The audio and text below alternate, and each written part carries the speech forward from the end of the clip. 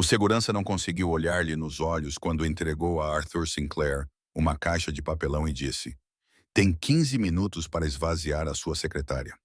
E Arthur ficou ali parado, de fato e gravata, na véspera de Natal, com 40 anos, 15 anos de serviço impecável, sem entender o que estava a acontecer.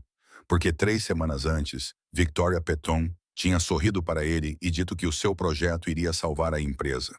E agora ela observava do seu escritório envidraçado, com o telefone na mão e um leve sorriso no rosto, enquanto o segurança o escoltava para fora como se fosse um criminoso.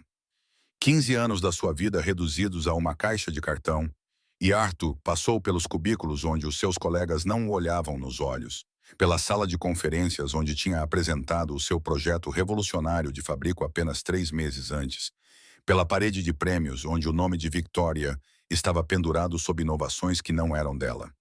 E quando chegou à porta da frente, o segurança a segurou aberta e o ar frio de dezembro o atingiu como um tapa, e as luzes de Natal no estacionamento piscavam em vermelho e verde, como se zombassem de sua destruição. Ele ficou sentado no carro por 1 hora, apenas olhando para o prédio, tentando entender como a mulher em quem confiava tinha sorrido para ele no mês anterior e elogiado a sua genialidade. E então, o chamado ao escritório dela hoje, e dito as palavras, má conduta grave, demissão imediata e perda de todos os benefícios. E quando ele finalmente dirigiu para casa, a sua esposa Eleanor estava à espera na cozinha com biscoitos de Natal na bancada, e o seu filho Thomas estava embrulhando presentes na sala de estar. E Arthur teve que lhes dizer que tudo o que tinham estava prestes a desaparecer. 3 meses antes daquela véspera de Natal, Arthur tinha feito algo de que se arrependeria pelo resto da vida. Ele confiou a Victoria Peton a sua maior criação, um processo de fabricação que levou 3 anos a desenvolver na sua garagem, à noite e nos fins de semana, enquanto Eleanor lhe trazia café e Thomas lhe entregava ferramentas. E quando ele apresentou o projeto a Victoria em seu escritório particular, ela se inclinou para a frente com os olhos arregalados e disse: Arthur, isso vai mudar tudo. E ele acreditou nela porque era leal e ingênuo e achava que a lealdade significava algo. A reunião do conselho aconteceu 2 semanas depois e Arthur sentou-se na última fila, esperando que Victoria o chamasse para compartilhar os holofotes. Mas, em vez disso, ela subiu ao pódio e apresentou o projeto dele como sua própria inovação, sua descoberta, sua genialidade que salvaria a Patton Industries da falência. E Arthur assistiu em silêncio atordoado, enquanto a diretoria lhe dava uma ovação de pé, e ela nunca mencionou o nome dele. E quando ele se aproximou dela depois, com confusão nos olhos, ela olhou para ele com diversão fria e disse: Todo o trabalho dos funcionários pertence à empresa. Arthur, você deveria ler o seu contrato. E ela se afastou rindo com os membros do conselho, enquanto Arthur ficou sozinho, imaginando o que tinha acabado de acontecer. Ele deveria ter lutado naquele momento, deveria ter documentado tudo, deveria ter contratado um advogado. Mas Arthur acreditava no sistema, acreditava que, se mantivesse a cabeça baixa e fizesse um bom trabalho, a verdade viria à tona. E essa crença lhe custou tudo, porque Victoria já estava a planear a sua destruição, já estava a fabricar provas de má conduta, já estava a preparar-se para eliminar a única pessoa que sabia que ela era uma ladra. Chegou a véspera de Natal e Arthur foi jogado fora como lixo. E na manhã seguinte, enquanto outras famílias abriam presentes, Arthur e Eleanor sentaram-se à mesa da cozinha a fazer listas do que poderiam vender. E Thomas, que tinha 18 anos e deveria começar a faculdade no outono, perguntou se deveriam cancelar a sua matrícula. E Arthur olhou para o seu filho e viu o medo nos seus olhos e sentiu algo dentro dele partir-se. A lista negra começou no dia seguinte ao Natal, quando Arthur começou a candidatar-se a empregos e todas as empresas que ele contactou de repente ficaram frias. E quando ele finalmente conseguiu que um amigo lhe contasse a verdade, soube que Victoria tinha ligado para todos os principais players do setor e dito que Arthur Sinclair tinha sido demitido por roubar segredos da empresa, que ele era perigoso e desonesto e nunca deveria ser contratado. E da noite para o dia, Arthur passou de engenheiro respeitado a pária sem emprego. A pensão foi a seguir. 15 anos de contribuições desapareceram com uma carta que dizia que a sua demissão por justa causa significava a perda de todos os benefícios de reforma. E Arthur recorreu e foi negado.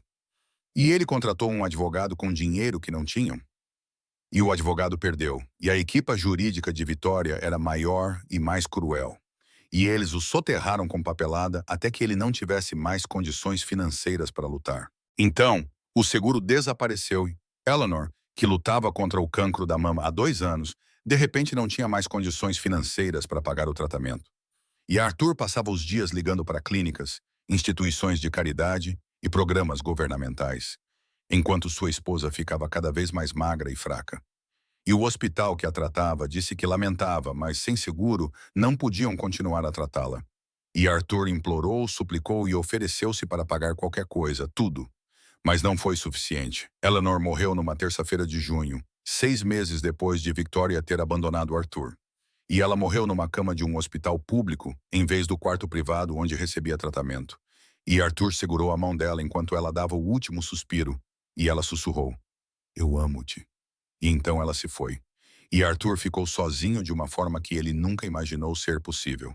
Um homem deu 15 anos e perdeu a esposa por causa da ganância. Se a lealdade ainda significa algo para você, inscreva-se. Depois me diga de onde você está assistindo. Vamos ver quem ainda acredita que homens bons merecem justiça. Thomas encontrou o pai 3 dias após o funeral, sentado na sala escura do seu pequeno apartamento. Arthur tinha perdido 9 quilos e os seus olhos estavam encovados. Ele olhou para o filho e disse: "Quero morrer." Thomas sentou-se ao lado dele e disse: "Não, pai, tu queres vingança." E essas palavras cortaram a névoa da dor como uma lâmina. Thomas tinha 18 anos e deveria estar a começar a faculdade. Mas, em vez disso, trabalhava em 2 empregos e cuidava do pai. Ele sentou-se com Arthur naquela noite e disse: "Vamos tirar tudo dela. Vamos ser pacientes e inteligentes, e quando chegar a hora, ela não vai perceber o que estava a acontecer." E Arthur olhou para o seu filho e viu a determinação de Eleanor nos seus olhos. E pela primeira vez desde a morte dela, sentiu algo além do desespero.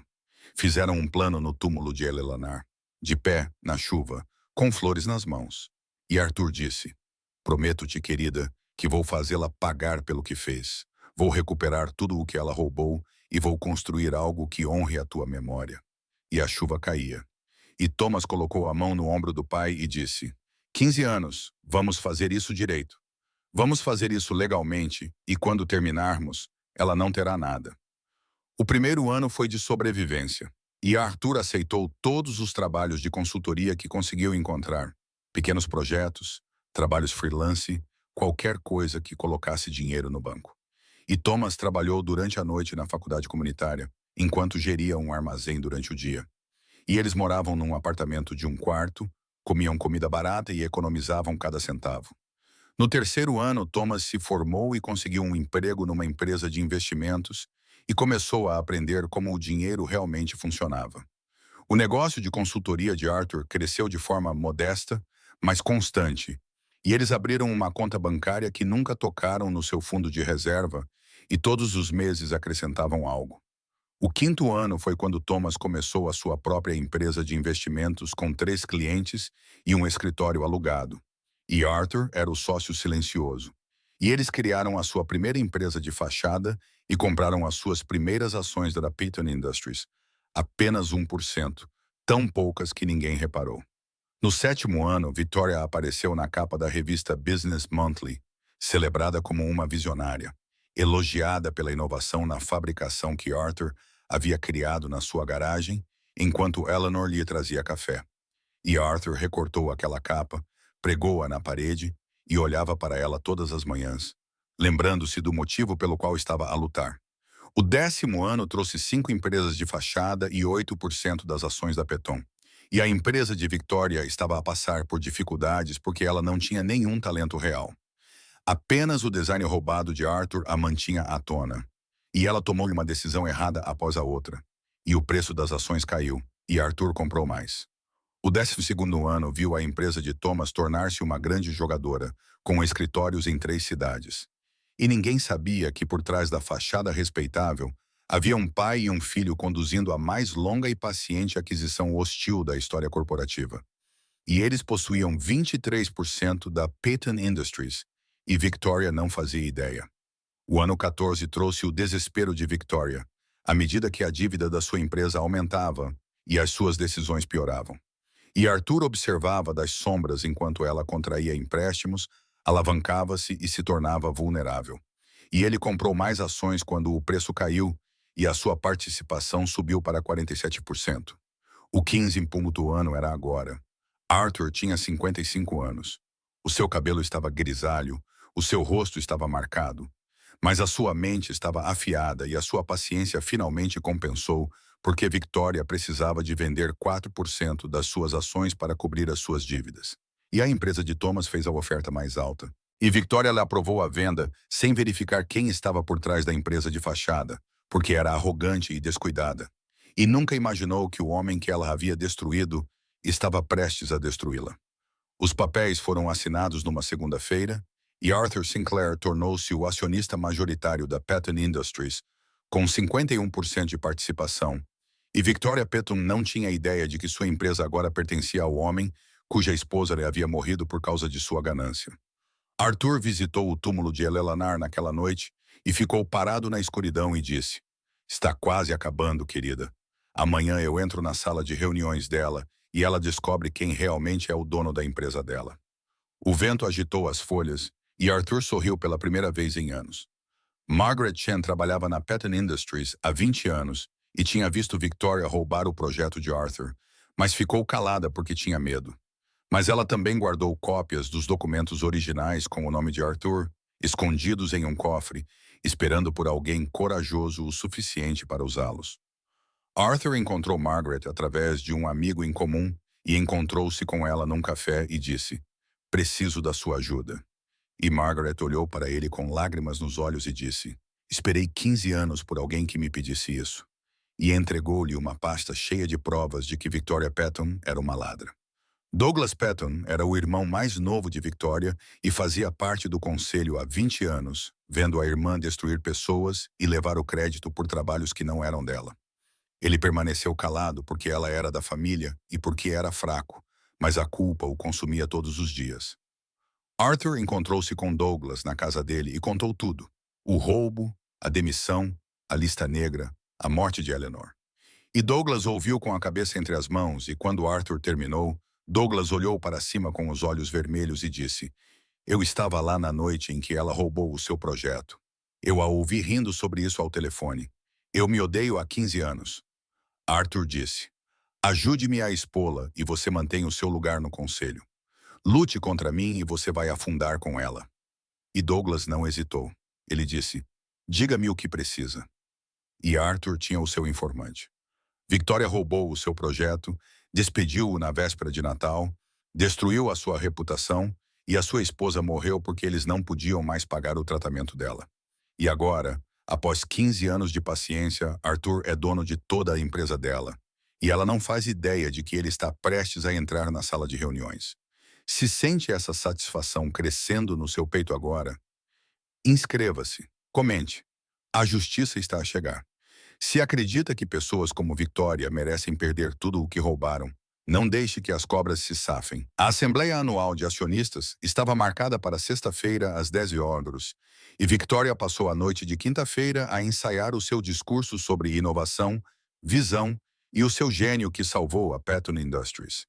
Ela não fazia ideia de que o homem que destruiu estava na cidade, hospedado num hotel a 3 quarteirões à sua sede, a rever documentos com o seu filho e os seus advogados. Na sexta-feira de manhã, Victoria vestiu o seu fato mais caro e o seu sorriso mais confiante e entrou na sala de reuniões onde 50 investidores, membros do conselho e representantes da mídia esperavam com câmeras a filmar e transmissões ao vivo para acionistas em todo o mundo. Douglas Peyton sentou-se à mesa com as mãos suadas. Margaret Chen sentou-se na última fila com uma pasta na bolsa e Thomas Sinclair ficou do lado de fora do prédio com o telemóvel na mão, pronto para sinalizar ao pai. Victoria sentou-se à cabeceira da mesa, deu início à reunião e começou o seu discurso sobre mais um ano de sucesso e a continuidade do brilhantismo da sua liderança. E ela estava há 2 minutos a mentir quando a porta da sala de reuniões se abriu. Arthur Sinclair entrou. Tinha 55 anos, cabelo grisalho, vestia um fato escuro simples e trazia uma pasta nas mãos e 15 anos de paciência nos olhos. A voz de Victoria morreu na garganta quando reconheceu o homem que tinha destruído, parado na sua sala de reuniões como um fantasma. A sala ficou em silêncio e o rosto de Victoria empalideceu, enquanto Arthur caminhava até a frente da sala, com a calma de um homem que esperou 15 anos por esse momento. Meu nome é Arthur Sinclair, disse ele, e desde a semana passada sou o acionista majoritário da Peyton Industries, com 51% de participação. Acredito que isso me dá o direito de me dirigir a esta reunião. Victoria abriu a boca, mas nenhuma palavra saiu, e os membros do conselho se entreolharam confusos, enquanto as câmaras continuavam a filmar, e Arthur sorria, o sorriso de um homem que finalmente encurralara a sua presa. Isso é impossível, sussurrou Victoria finalmente. Nada é impossível, Victoria, disse Arthur. Você me ensinou isso quando roubou o meu projeto e destruiu a minha vida. E agora vou lhe ensinar o que acontece quando se subestima um homem que não tem mais nada a perder. Ele se virou para a sala e começou a falar. E contou tudo a eles. O projeto que havia criado, os 3 anos de trabalho, a apresentação em que Victoria elogiou o seu gênio e, em seguida, a reunião do conselho em que ela reivindicou a sua inovação como sua e nunca mencionou o seu nome. Margaret Chen levantou-se, caminhou até a frente e entregou a Arthur a pasta que ela havia escondido por 15 anos. E Arthur ergueu os documentos originais com o seu nome, a sua caligrafia, a sua assinatura e as datas que provavam que ele era o verdadeiro inventor. A sala explodiu em murmúrios e o rosto de Victoria se contorceu de raiva, e ela disse: "Isso é uma falsificação. Ele está a mentir. Ele foi demitido por má conduta.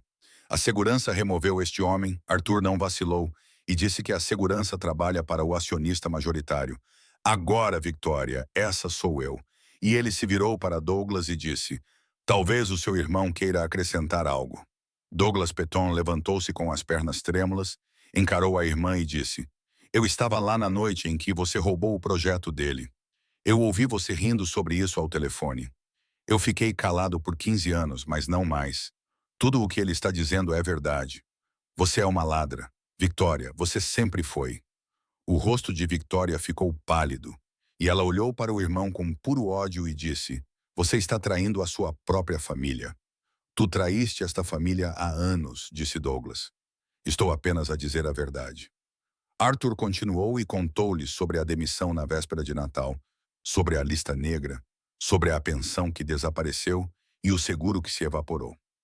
Então sua voz ficou mais baixa e ele disse: "Minha esposa Eleanor estava a lutar contra o cancro quando Victoria me destruiu. Perdemos nosso seguro. Não tínhamos dinheiro para pagar o tratamento dela. Ela morreu 6 meses depois, numa cama de hospital público."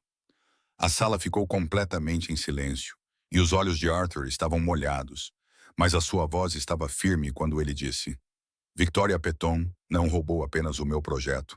Ela matou a minha esposa e eu passei 15 anos a garantir que ela pagasse por isso.